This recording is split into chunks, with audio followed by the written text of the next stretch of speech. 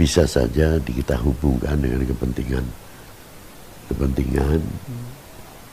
Juga ada yang memang dasarnya memang ulama tersebut ada kalanya memang harus menghadapi maksiat, itu memang harus memerlukan satu ketegasan, tapi bijak. Bukan sekadar tegas, tapi bijak. Kita lihat yang diajak bicara siapa dahulu. Kalau yang kita ajak bicara nol agamanya, atau masih kanak-kanak, haruskah kita keras? Tidak. Terkecuali orang itu sudah mengerti mengapa dilanggar dan sebagainya. Ya, kita harus ada namanya sedikit penekanan, bukan keras, tapi penekanan supaya hamba Allah tersebut tidak mengulang lagi atas perbuatan yang kurang, menjadi contoh yang baik, keteladanan yang baik terhadap umat ini, terhadap bangsa terutama. Jadi disinilah kita harus bisa membagi, harus bisa membaca. Insya Allah kalau bisa semuanya tidak ada kekerasan. Satu contoh Wali Sembilan pada waktu masuk ke Indonesia, yang jelas paham itu masih baru mungkin.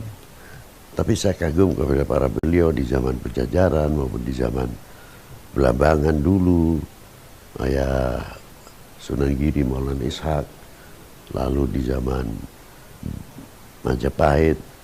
Saya kagum kepada para beliau itu, mengapa bisa hidup. Sangat luar biasa, saya kagum. Justru saya terkadang ingin tahu resepnya itu apa, sampai konsepnya itu apa. Itulah.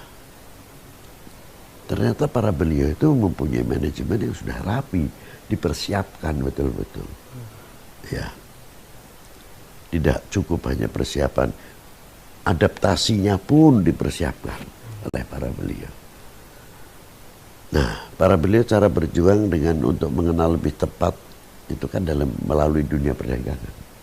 Ada kalanya melalui obat-obatan untuk bisa mengenal, menolong dan sebagainya. Tapi beliau cara obat-obatan itu bukan menolong untuk karena sesuatu, tidak.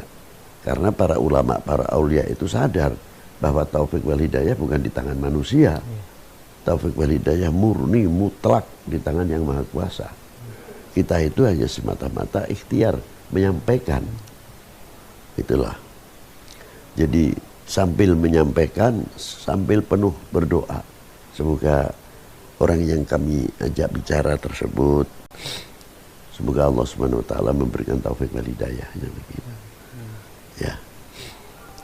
Nah, dengan melalui dunia ekonomi lebih mengenal lebih cepat lagi, namanya dengan entah kain-kain pada waktu itu dari India, dari Cina, tekstil yang sudah lebih maju, walaupun di Indonesia sudah ada cara pemintalan yang sangat sederhana, tapi masih tertinggal untuk bisa mencukupi lingkungan atau warganya dalam kerajaan. Nah, dengan melalui dunia ekonomi para beliau dengan mudah bisa berhubungan dan sebagainya.